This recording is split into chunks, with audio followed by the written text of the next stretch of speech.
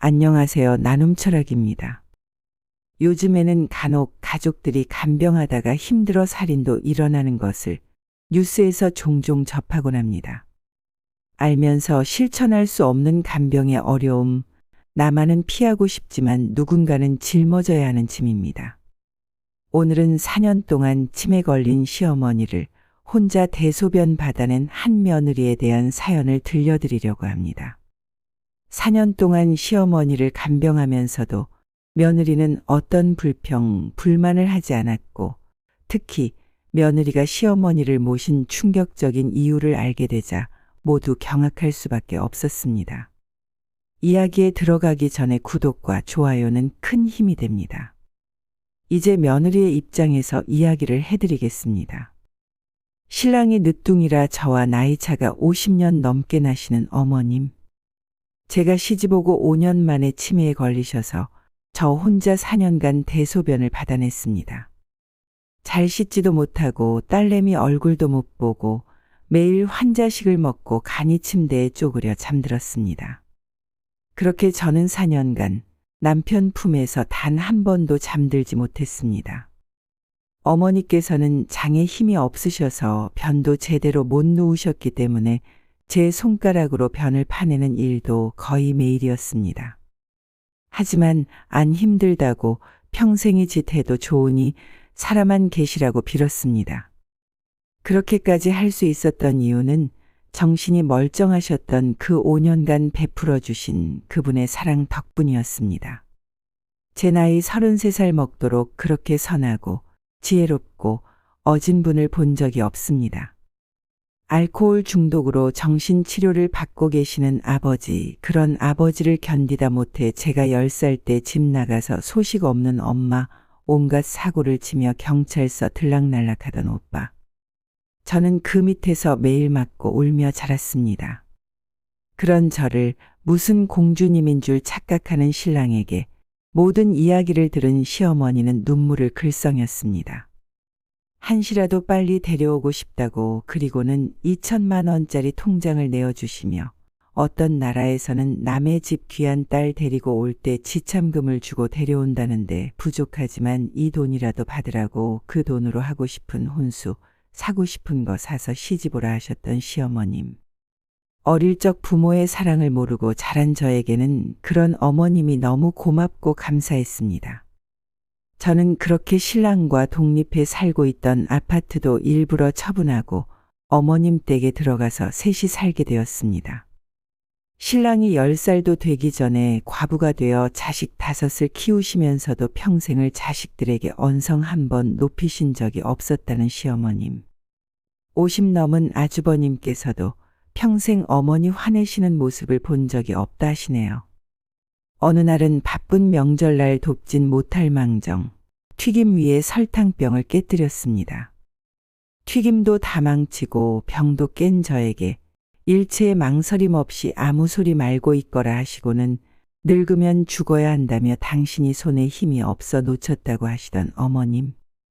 단 거 몸에 안 좋다고 하시면서도 초콜릿 쩝쩝 먹고 있는 제 등짝을 때리면서도 나갔다 들어오실 땐 군것질거리 꼭 사들고 오시며 공주야, 엄마 왔다 하시던 어머님. 어머님과 신랑과 저 셋이 삼겹살에 소주 마시다 셋 다 술이 과했는지 안 하던 속마음을 얘기했습니다. 자라온 서러움이 너무 많았던 저는 시어머니 앞에서 꺼이꺼이 술주정을 했습니다. 그런 황당한 며느리를 혼내긴커녕 제 손을 잡으며 저보다 더 서럽게 우시며 얼마나 서러웠나, 얼마나 무서웠나. 처음부터 내가 내 딸로 태어났음 오죽 좋았겠나. 내가 더 잘해줄 테니 이제 잊어라, 잊어라 하시던 어머님. 명절이나 손님 맞을 때도 상차림 치우려고 하면 아직 다 안 먹었다 방해가 있어라 하시곤 했습니다. 그러곤 소리 안 나게 살금살금 그릇 치우고 설거지 하시려다 저에게 들켜서 서로 네가 왜 하니, 어머님이 왜 하세요 하며 신랑이까지 하게 됐었죠. 제가 무슨 그리 귀한 몸이라고. 일 시키기 그저 아까우셔서 벌벌 떠시던 어머님. 치매에 걸려 이름도 나이도 모르시면서도 험한 말씨 한 번 안 쓰시고 그저 곱고 귀여운 어린아이처럼 저에게 아이고 이쁘네 누구 집 집딸인고 하시더군요. 그래서 웃으면서 나는 김순자 여사님의 딸이죠. 할머니는 딸이 있어요. 했더니 있지 최미경이 우리 막내딸이고 그 위로 아들 둘도 있다. 하셨습니다. 그때서야 펑펑 울며 깨달았습니다. 이분의 마음속에는 제가 딸 같은 며느리가 아니라 막내 아들 다음으로 또 하나 마음으로 낳은 딸이었다는 걸 저에게 내가 내 제일 아픈 손가락이다. 하시던 말씀이 진짜였다는 걸. 정신 있으실 때 어머님께 저는 항상 감사하고 사랑한다고 하셨습니다. 저도 잘하려 노력은 했지만 제가 정말 이분을 진짜 엄마로 여기고 대했는지 왜 더 잘하지 못했는지 왜 사랑하고 고맙다는 말을 매일매일 해드리지 못했는지 말 한마디 행동 하나하나가 사무치고 후회되어 혀를 깨물고 싶은 심정이었습니다. 밤 11시쯤 소변을 보셨나 확인하려고 이불 속에 손을 넣었는데 갑자기 제 손에 10,000원짜리 한 장을 쥐어주시더군요. 이게 뭐예요? 했더니 속삭이듯 귓속말로 아침에 옆에 할매 가고 침대 밑에 있더라. 아무도 몰래 네 맛있는 거 사 먹거라. 하시는데 아침 7시에 퇴원한 할머니가 떨어뜨린 돈을 주우셨고 당신 자식들에게는 안 주시고 갖고 계시다가 저에게 주신 거였어요. 그리고는 그날 새벽 화장실 다녀오니 느낌이 이상해 어머님 코에 손을 대보니 돌아가셨더군요. 장례를 치르는 동안 제일 바쁘게 움직여야 할 제가 울다가 졸도를 3번 하고 누워있느라 어머님 가시는 길에도 게으름을 피웠네요. 어머님을 닮아 시집살이가 뭔지 구경도 안 시킨 시아버님과 시누이, 남편과 저 서로 부둥켜 안고 서로 위로하며 어머님 안 슬퍼하시게 우리 우애 좋게 잘 살자 약속하며 그렇게 어머님을 보내드렸어요. 오늘이 꼭 시어머님 가신 지 151일째입니다. 어머님께서 매일 저 좋아하는 초콜릿 사탕을 사들고 오시던 까만 비닐봉지. 주변에 널려있는 까만 비닐봉지만 보면 눈물이 납니다. 어머님이 주신 꼬깃꼬깃한 10,000원짜리를 베개 밑에 넣어두고 매일 어머님 꿈에 나오시면 사랑한다고 감사하다고 말해드리려 준비하며 잠듭니다. 다시 태어나면 처음부터 어머님의 딸로 태어나길 바라는 건 너무 욕심이겠죠? 부디 저희 어머님 좋은 곳으로 가시길 다음 생에는 평생 고생 안 하고 평생 남편 사랑 듬뿍 받으며 살으시길 기도해 주세요. 4년 동안 치매 걸린 시어머님을 간병한 며느리의 사연은 여기까지입니다.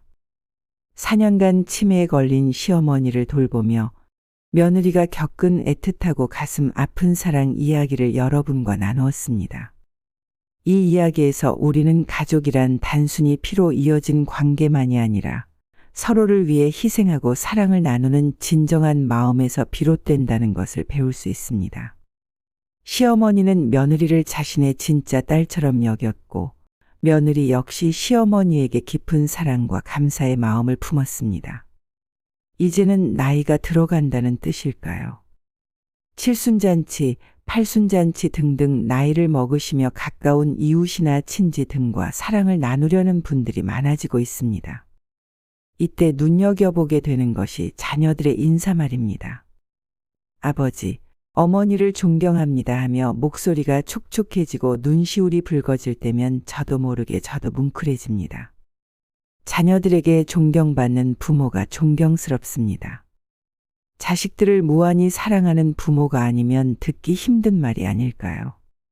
사람에게 있어서 자녀들이 있다는 것은 가장 큰 축복이라고 말하는 분들도 계시지만 자식이 원수라는 말로 표현하는 분들도 계십니다. 왜 그럴까요? 저는 어느 쪽일까요? 자식들로부터 존경받는 부모라면 자식이 축복일 것이고 경제적인 문제만 생각하고 속만 썩이는 자식이 있다면 자식이 원수라고 말하지 않을까요?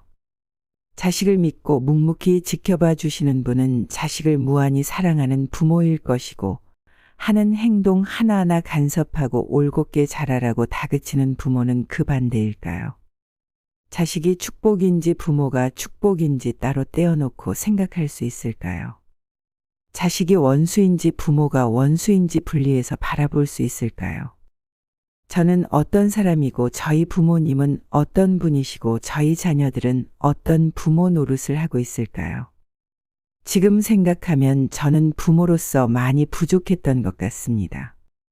귀하고 소중한 자녀들을 제 가족, 단순히 제가 보살피고 지도해야 하는 그런 존재로만 생각한 것은 아닌지, 자녀들을 인격적으로 존중하고 무한히 사랑하는 부모는 아니었습니다. 저는 반성합니다. 자식을 무한히 사랑하는 부모가 아니었습니다. 제 기분대로, 제 뜻대로 이렇게 저렇게 하라고 강요하는 부모였습니다. 자녀들을 인격적으로 존중하고 배려하는 마음가짐이 없었습니다. 당연히 존경받는 부모로서의 자격이 없는 셈이죠. 지금부터라도 자식을 무한히 사랑하는 부모가 될 수 있을까요? 신뢰하지 못하고 의심하는 습관이 제 몸에 남아 있어서 이것들을 버리는 데 시간이 얼마나 걸릴까요? 자녀들에게 미안합니다. 남은 시간 동안 더 인격적으로 사랑하고 존중하리라 다짐해 봅니다. 여러분의 행복한 인생을 언제나 응원합니다. 감사합니다. 나눔 철학이었습니다.